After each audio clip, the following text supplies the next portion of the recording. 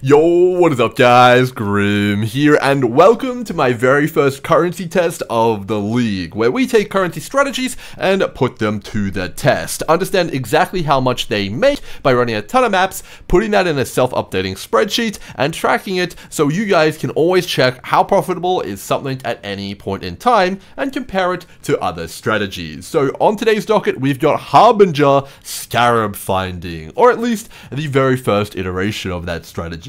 So let me get into it. So in this video, we ran a total of 40 Dunes maps, chiseled, out, and Vald. Now, we didn't just do only 8 mods, we did all the maps we chisel out and Vald. So we basically just took 40 maps, bam, roll them up and roll with them. We went ahead and used some Scarabs, and we also used a Kirac modifier, which I'll get into right now. So we're running Harbinger, so we of course have to use some Harbinger Scarabs, of course, and the ones I elected to use were as follows. I used 2 normal Harbinger Scarabs to add 6 Harbingers. I would use a Harbinger Scarab of Regency here, which converts 50% of all Harbingers into powerful Harbinger bosses, which essentially makes them spawn 3, 4, maybe even 5 times as many monsters, and also drop a substantial more amount of currency shards. And then finally, I used the Harbinger Scarab of Discernment, which allows all of the currency shards dropped by Harbingers to be a rarer variety, and also converts all of the shards to a singular type. Now, that last line there might kind of confuse you a little bit in the head in terms of like,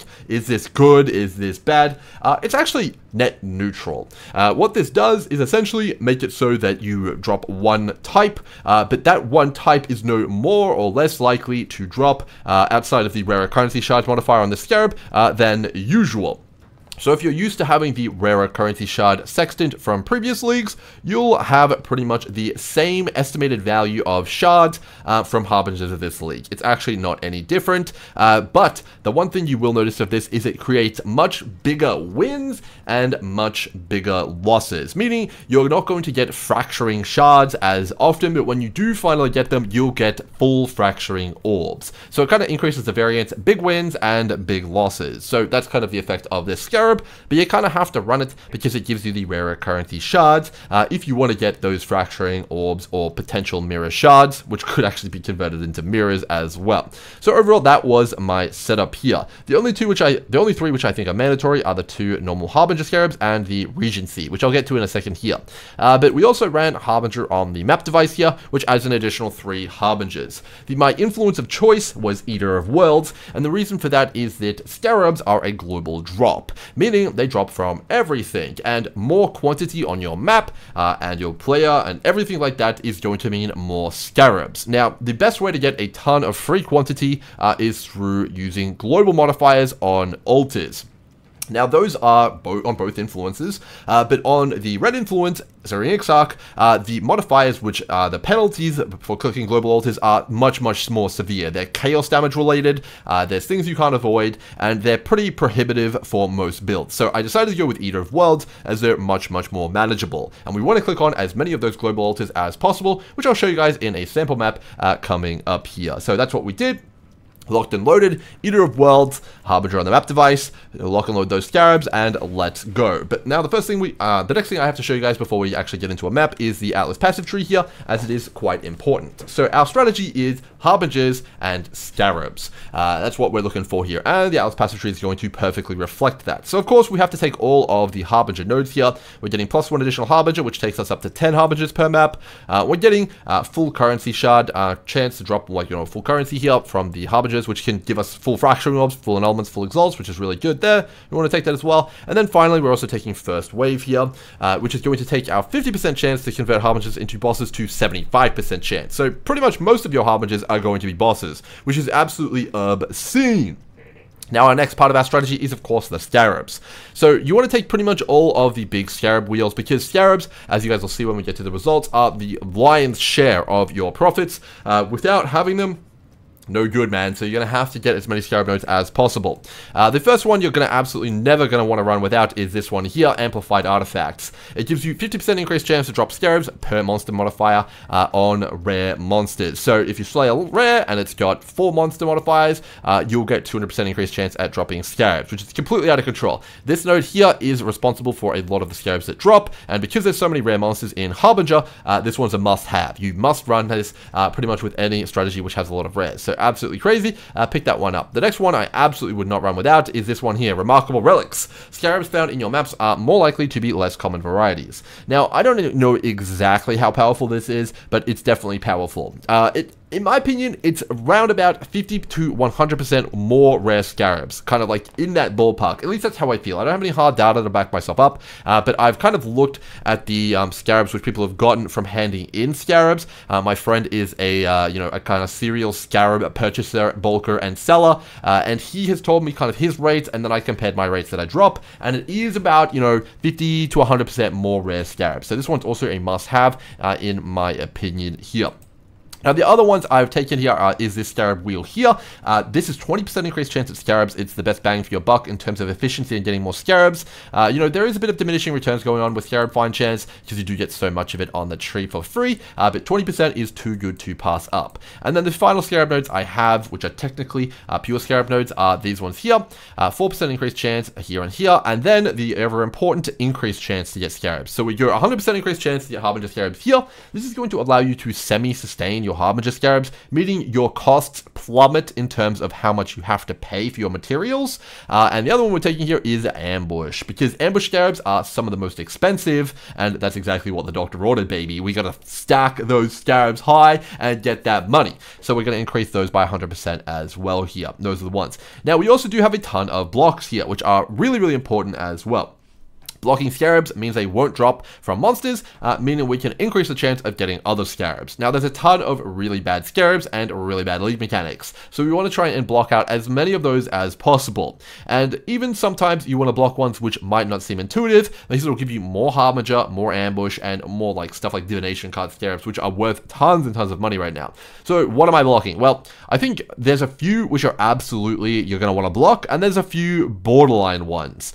So the ones which I think you absolutely want to block are Breach, Abyss, the Ritual, Blight, and Ultimatum. Those are the ones I think you definitely want to block, because either they're really common Scarab, like the standard one is very, very cheap, or they're really, really rare Scarab, which even might be expensive, is just really, really rare. You'll like never get it. So it's one of those extremes. That's what makes those ones bad. The ones which are borderline are definitely Expedition and Harvest. You can either choose to block these or not. Harvest is a good example. It's common Scarab, the one which just adds the Sacred Grove, is terrible, but the really rare Scarabs, which can drop sometimes, are really, really good. They sell for crazy amounts in bulk.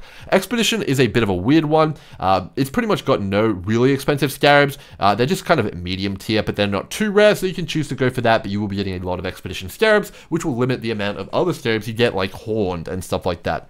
But overall, you guys can see what I blocked here. You can copy if you want, or you guys can blaze your own trail.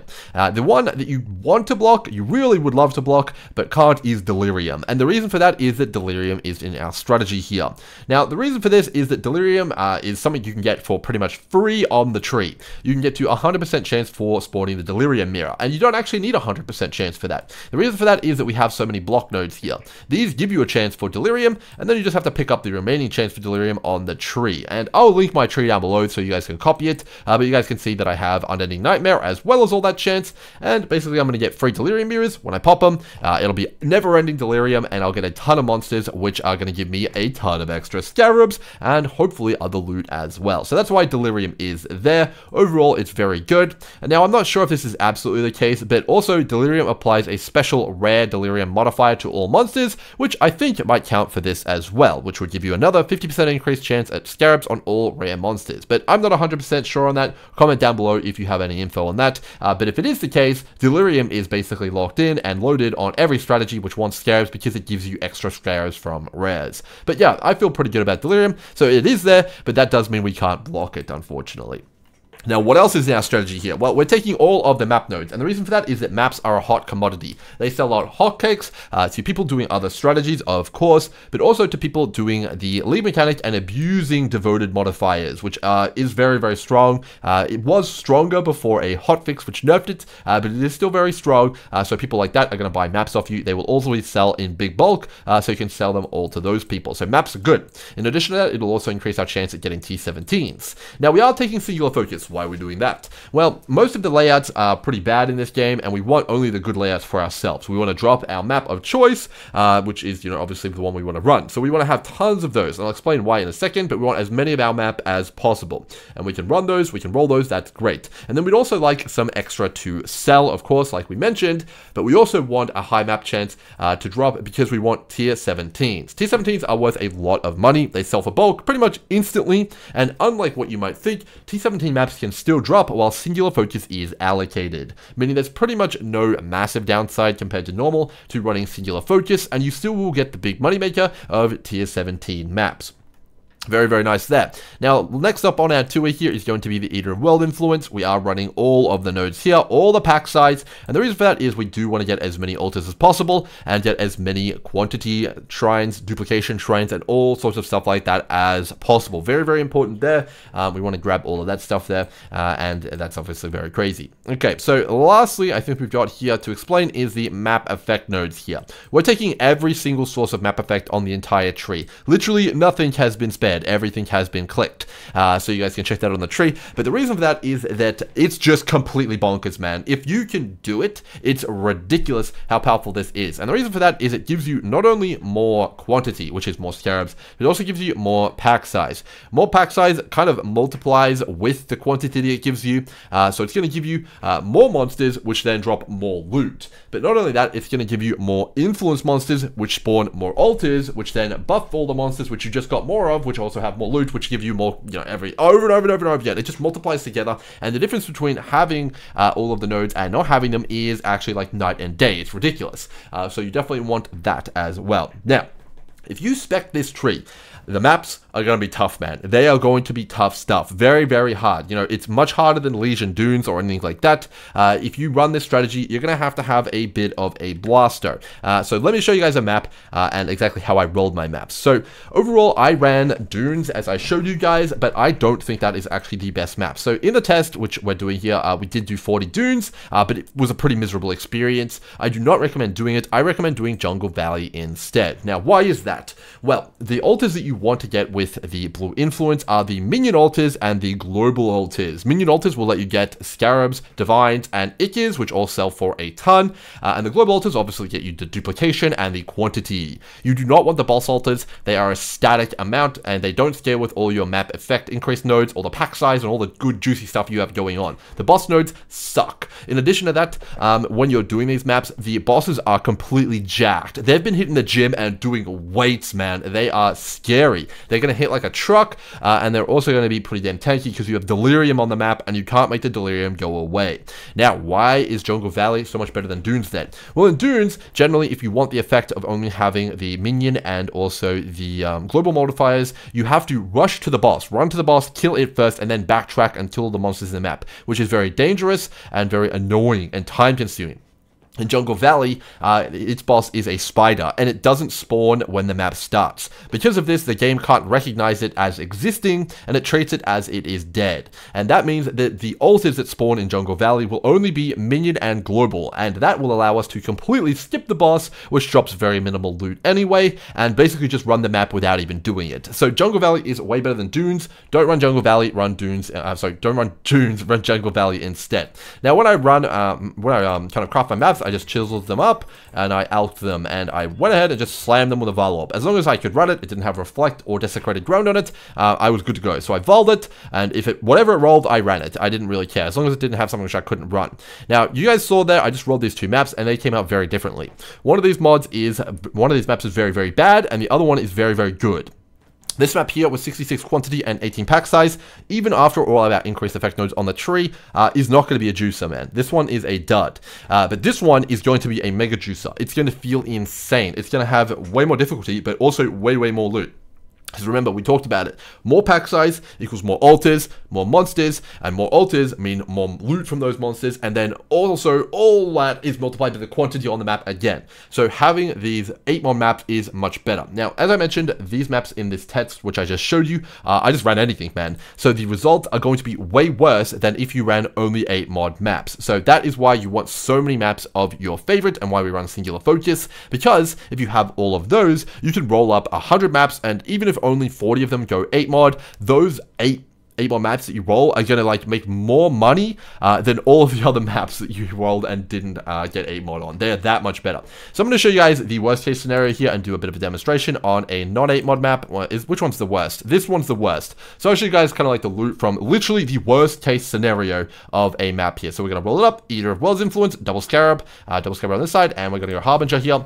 Now when it comes to these mods here, this is outside of the scope of this video here, but TLDR, you want to put all of the good stuff here at the very top, and you're going to be like, you know, kind of having everything good that's up there, and then you also want to have anything dangerous down the bottom, and if there's anything which is like stuff like getting divines or Scarabs or anything like that, you're going to want to use either a frog Allflame or a exile Allflame. If it says most powerful monster drops divines, Scarabs, exalts, annuls, anything like that, use a exile Allflame. You can buy them off trade, they're a bit expensive, but those are good. If it says monsters have a % chance to drop divines, and anything like that, put in frogs or rats. That is the TLDR there. There's a lot of stuff you can do with Allflames, but this video is going to be too long if I explain all of that stuff here. So we're going to jump in here. We've got our timer set, and we're going to show you guys a map. So when I do my maps, I run them in a bit of a unique way because of my build here, but overall what you're aiming to do is clear out the majority of the map first, like all of the influence monsters as fast as possible, get all of the altars to spawn, and then backtrack and kill all of the harbingers, because then they'll be empowered by the altars, all of their drops will be duplicated and increased. That's not possible for all builds, and these maps aren't even possible for all builds, but I trust you guys to know what you're looking at and whether or not your build can do it. Don't respec your atlas until you're very confident you can do these maps. They are quite hard, but let me show you guys exactly what a map looks like here. So we're going to start off the daily mirror. 30 seconds on the clock, so we'll take 30 seconds off the final clear time here. We're going to run through here, and we're going to just blast everything as fast as possible, looking for altars. So I'm not going to stay there, not going to stay with the Harbinger. We've procced our influence here. We're just going to run straight past here. If you guys are curious, this is a Nimbus Kinetic Blast build. It's pretty good. There's an altar there. Take a look at the mods. We're going to get map dupe here. Maps are pretty good. We sell a lot of maps. So we're going to just run all the way through here, killing all of the mobs we can. Okay, there's another altar. What do we get? We got Ikes and Quant. I'm going to go for the Quant here. The Ikes are generally probably the safer bet in terms of loot there, because they do sell for so much. We got a dupes map there. Pretty damn good. You know, get through here. Oh, it's a pretty bit of a chunky one there. You know, go into looking for our altars. There's a shrine there I should probably click, but you know, we're gonna go. We're trying to get through these quick. I found that I can generally run jungle valleys much faster than dunes. Maybe if your build's a little bit different, you can't. What do we got here? We're gonna take the Quant, just see if we can get some good drops here. But if you prefer dunes, you can definitely go for dunes. But yeah, jungle valley is kind of the juicer map, because you do always get those minions and global altars here. But yeah, generally I was getting about 3.5 to 4 minutes on dunes, but in Jungle Valley I can personally pull with my build here about 3 minutes and sometimes 2.5 minutes, so it's definitely much better overall, which I'm pretty happy about. So now that I've gotten pretty much all the altars out of the way, I'm going to go back and now kill all the Harbingers and also do looting on the way here. So that's kind of going to be the vibe here. So I'm going to pick up these Scarabs as I go, and you know, also any sort of kind of currency I get off these Harbingers as well here. So nothing so far off this guy. So we didn't get anything on our loot filter there, and that's because all of the fragments were converted to something which I am hiding. So that's another thing you guys will see in the loot section here. I have everything on my filter below 1C hidden, and that's pretty apparent when you see this. All of the ancient shards are hidden, so when you guys kind of get to the results here, keep that in mind. I am collecting the bare minimum of pretty much everything in the map. So you guys will probably pull more out of each map than me, but you might run them a little bit slower unless you have a build which is similar to mine here. We're going to just sprint, you know, get through all of this here, and we'll see how much we end up getting in a worst case scenario map here. I should probably be grabbing these corpses as well. They're pretty insane now. Now, I will say also that the Scarab drop chance for pretty much all Scarabs was reworked just, you know, mere hours ago. I think 12 hours ago. They completely tweaked all of the drop chance of all the Scarabs. And I do have to say, all the Scarabs in this video are with the new drop chances. So you guys can expect a lot of Horn Scarabs and more Rare Scarabs, which you guys will be seeing in the results when we get to those as well. So pretty good there. We've got our cutting edge information here. It's all up to date. and you're not going to have any issues with that here. Now, the other thing I will mention is that I believe that increased item quantity on players does scale Scarab drops. So if you want to strap on some Magic Find, you can also get more loot that way as well. But let me know down below what you guys think of that, as I haven't completely confirmed it just yet here. So we're going to jump out of this map here. We've gotten all of our Scarabs. And remember, this is the worst possible scenario in terms of the map loot here. So you guys can expect to get way more. So we got 1, 3, 4, 6, 8, 11, 12 Scarabs here. Now that's actually reasonably close to the average there, which isn't too bad, but definitely not too bad there. I think we did get a Divine or something like that as well. So definitely pretty good there. So we got pretty reasonable loot, which you guys can hopefully expect to get. That was definitely one of the worst maps that you can run, and we got a ton of maps as well, as you guys can see. So I ran 40 of these maps on Dunes, but you know, come on, it's pretty similar. The layout is just the only difference. How much loot did I get from that? Well, here is what I got from that test. So overall, I got around 600 Scarabs. I got over 100 maps. I think it's 140 maps back from 40 maps. So we are like not only double sustaining, but triple sustaining. You know, it's tons. We got a ton of cluster jewels. We got 6 T17s from our 40 maps. And we also got a ton of currency. Now, I got no good conversions on my Harbingers. So no fracturing orbs, no mirrors, of course. So again, if you get lucky, you can get way more than me. And if you're picking up more on the filter, you will also get way more than me. Now, this isn't very understandable though. So how much did we actually make from 40 maps? Well, let's get into a spreadsheet here and take a look at the juice. Okay, so this is basically a full spreadsheet, and all the prices are ripped off of PoE Ninja using an API in my spreadsheet here. So this is all PoE Ninja's prices. Basically what I do is I take all these prices and I stuff them in my spreadsheet, and I input how much I get of each of the items from the maps, and then it tracks it in real time all the time. Now, if you want to make a copy of this sheet, come up here and say make a copy, and then you guys can mess around with it all you want. But most importantly, what you guys can do is you can come over to the data tab here, and you can click this button here, and then it'll wipe every bit of data, and then it'll refresh it. Basically, you're fetching all of the new PoE Ninja price data,